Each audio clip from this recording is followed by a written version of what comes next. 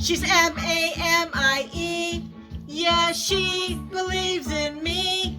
She reads a story from a book or two. She's M-A-M-I-E. Mammy's Corner! Hello, my littles, and welcome to Mammy's Corner, and I'm Mammy. But you already knew that, didn't you? It is time to say our affirmations. Are you ready? Are you ready? Okay, here we go. I am loved. You sure are loved, my littles, but we need to say it louder. Are you ready? I am loved. Good job. Besides your parents who loves you, that's right, God loves you. But who else loves you? Mammy loves you, and don't you go forgetting that. Next one, you ready? Really loud. I am good. You are good, my littles, but let's say it louder. Ready? I am good. Good job, my little. Now for the last one. I am kind. Are you kind? Well, you gotta say it louder. Come on, say it.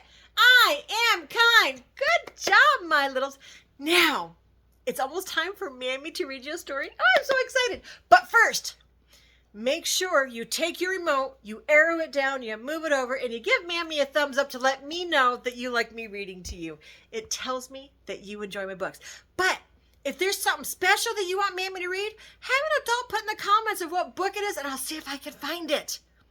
Or maybe they can send it to me and I can borrow it and send it back. All right, it is time to get ready. So find your most comfortable spot that you want to cuddle in, or maybe you want to cuddle with someone. You can sit on their lap next to them, make sure you're all nice and cuddled. Bean, I'm going to be in my chair. Then, what do we do next? That's right. Then we find our favorite blankie. This is mine. A little monkey's on it. All right, I'm all tucked in.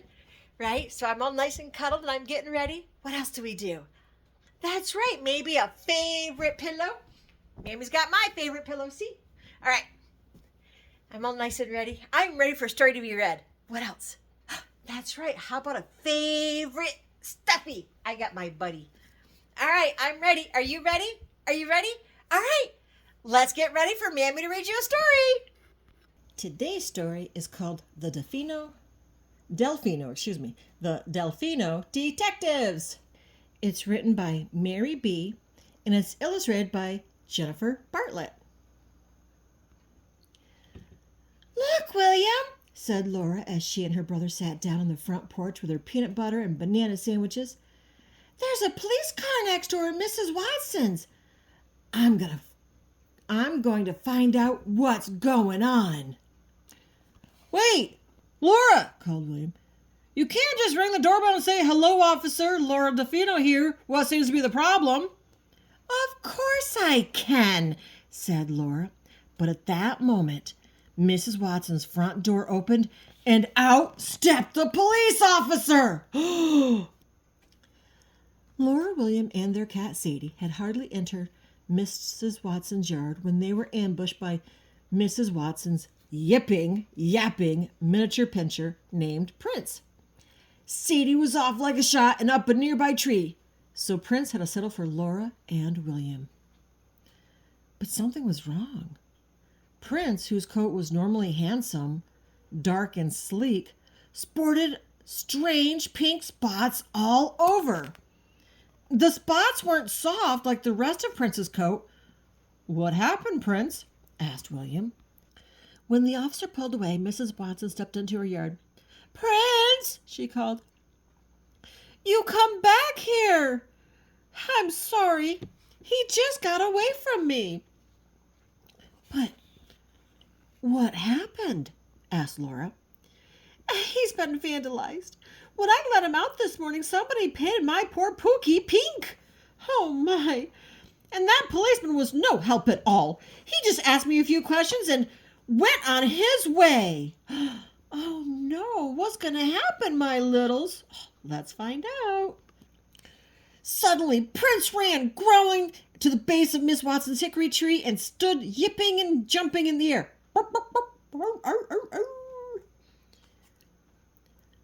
Don't worry, Mrs. Watson, said Laura. William and I will help you. Oh, do you think you could? Asked Mrs. Watson. It certainly would ease my mind. Delphino Detectives at your service, said Laura. We won't rest until we've solved your case. Oh, thank you. I am most grateful. Come, Prince, she demanded. He didn't, of course, so William collected the wriggly dog and carried him to her. Come, Pookie, she said. Let's see if we can get you cleaned up. Maybe some mineral spirits. She took Prince inside. The squirrel ran hurriedly down from the tree. Did you guys see that? The dog had the squirrel up in the tree. Oh, my goodness. And the dog is pink. Who would do that to the dog? Oh, my goodness, my littles. What do you think happened? Oh, let's find out. William stood scowling at Laura. Any brainly ideas, detective? Maybe it was Mrs. Watson's yard man, she suggested. Or the mailman. Prince hates them both. Or maybe Adam next door. That don't seem like dog vandalizers to me, objected William. Got any better ideas? Asked Laura, but William didn't. What do you think, Sadie? Meow, answered Sadie disinterestedly and walked away. I guess we should look around, said Laura. I'll take the front yard. You take the back. Laura checked the mailbox. It was empty. What could that mean? Then she checked the front porch. Nothing. She checked the driveway and garage. The lawnmower was in place. The grass looked like it hadn't been mowed in almost a week. William checked the back porch garbage bin and bird feeder. And he went to check the shed, but it was locked. What should he be looking for? He didn't have a clue. What do you think, littles? What kind of clue should they look for? Did you find anything? William asked Laura after returning to the front yard. The mailbox is suspiciously empty, Laura whispered. William rolled his eyes. So she didn't get any mail? What now? The Delphino duo decided to go home, finish their snacks, and strategize, which means think it through. When their strategy got them no closer to solving the case, William and Laura decided to break from detective work and pass the soccer ball for a bit. William stopped the ball and paused. Is that Sadie at the back of Mrs. Watson's shed? She crept along the ground ever so slowly, eyes fixed ahead. Look at that. Who's she after? Asked Laura. Mrs. Watson won't like it if she gets one of her birds. Here, kitty, William called. Sadie turned her ears to the sides and then back, all the while maintaining focus on the object of interest. We'd better check it out, said William. What do you think the cat's looking at? What is Sadie looking at? Let's find out. When William and Laura reached Sadie, they could see that it was no bird she was stalking. It was a big squirrel. Whoa! The squirrel stood, tail flicking, going back and forth, regarding Sadie critically. You can't get that squirrel, said Laura, giggling. Let's go, William. Wait, said William. Don't you know something strange? Laura looked, and her mouth dropped open. What do you think it is? What do you think they see? It's the pink paint. You're right. Oh my goodness, my littles, you did it. All right, let's find out what goes on next. Pink feet. At that moment, Sadie leapt at the squirrel. In a flash, she was across the grass, up the wall, and through a hole in the back of Mrs. Watson's shed. Sadie slunk away, annoyed by the whole situation. As they investigated more closely, the duo noticed the tiny pink footprints all around on the ground and down the shed wall.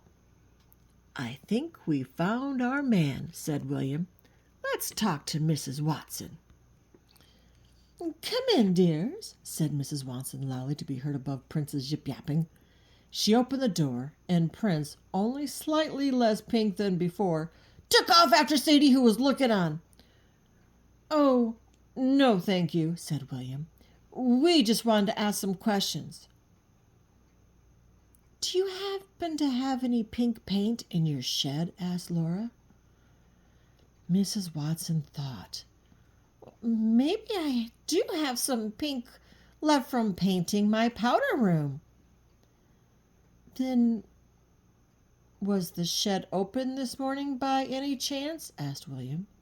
"No," she answered. "I keep it locked to keep Prince out.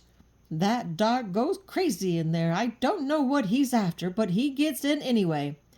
I think he dug a tunnel under that back wall." "Can we check it out?" asked Laura. "Why, of course," answered Mrs. Watson. "Let me get the key." Prince came running as Mrs. Watson pulled the shed door open and squeezed the door before they could even begin to see inside.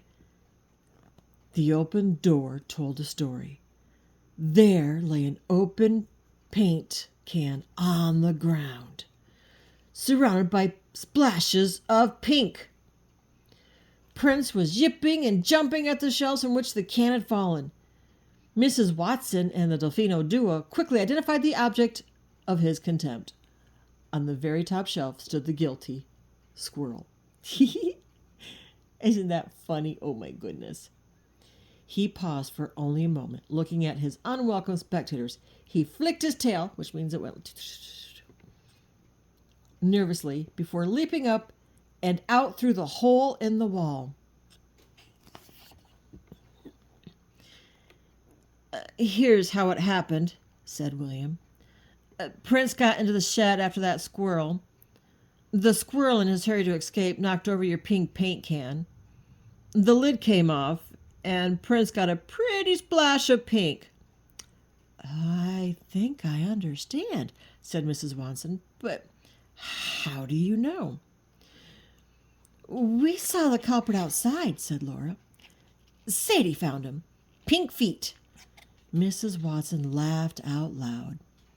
Prince stood sulking, rather irritated that his squirrel had gotten away. Oh my goodness. Sadie, back down from a tree, appeared at the shed door. Seeing the cat, Prince took off with one sharp yip, yip, yip in robo mode.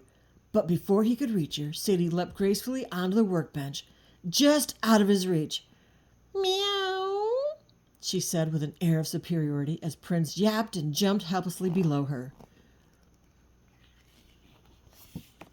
"You two are quite the detectives," said Mrs. Watson, turning to William and Laura. "Call us any time," said Laura. "Delphino Detectives at your service." The end. Wow, what did you think of that? Oh my goodness. Did you suspect the squirrel? Mammy didn't. Oh my goodness. That was funny, huh? Having a pink doggy. Oh man, how silly. Well, that's the end.